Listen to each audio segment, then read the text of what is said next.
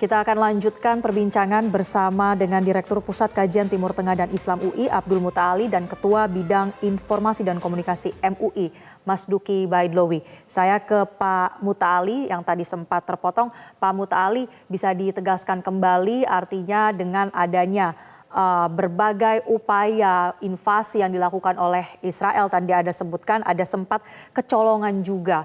Apakah kemudian maksud dari Israel ini untuk mengambil hak atas wilayah mereka ini sejauh ini kan sudah dipastikan tidak bisa dibenarkan, tapi kemudian terus dilakukan adanya memutus akses kebutuhan pokok bagi masyarakat yang berada di wilayah Palestina.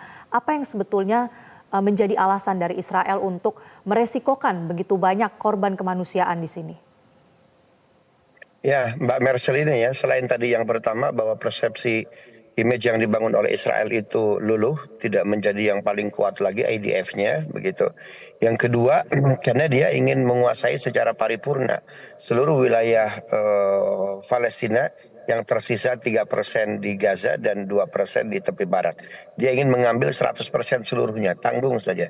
Yang ketiga, kenapa dia melakukan serangan yang membabi buta ini? Ini serangan tirani yang luar biasa. Karena Israel melihat bahwa sejarahnya Amerika 1945 ketika menjatuhkan bom atom di Nagasaki, Hiroshima, itu Amerika tidak mendapat sanksi apa-apa dari dunia internasional. Ya, dan tidak ada pengadilan internasional yang menghakimi Amerika. Artinya apa? Ketiadaan hukum yang menjerat para negara yang melakukan kejahatan, genosida, begitu. Jadi yang berlaku sekarang ini jungle law, hukum rimba, ini berbahaya sekali.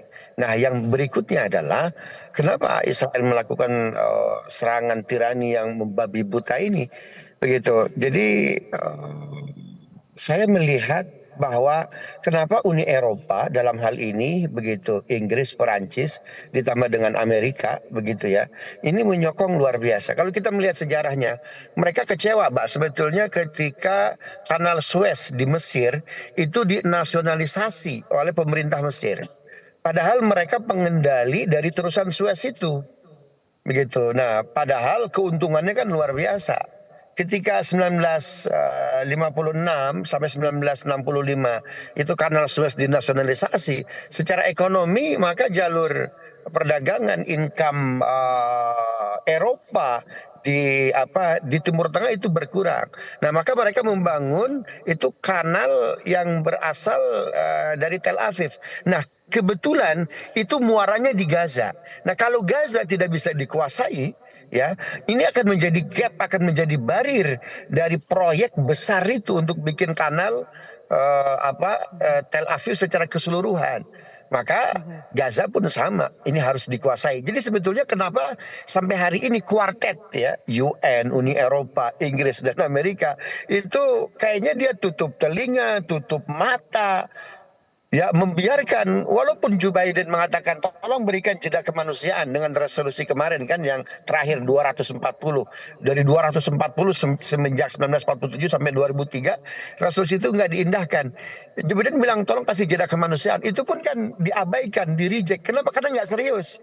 Kenapa? Karena Amerika, Inggris dengan Perancis itu kalau melihat, walaupun analisis ini agak jauh begitu ya, tapi melihat bahwa mereka punya proyek, mega proyek luar biasa itu di mana di terusan Tel Aviv, di mana muaranya itu di Gaza. Kenapa? Karena terusan Suez tidak bisa mereka ambil alih karena sudah dinasionalisasi oleh pemerintah Mesir. Jadi di situ ada unsur ekonomi juga ini, Mbak Marcelina ya. Saya lihat demikian. Jelajahi cara baru mendapatkan informasi. Download Metro TV Extend sekarang.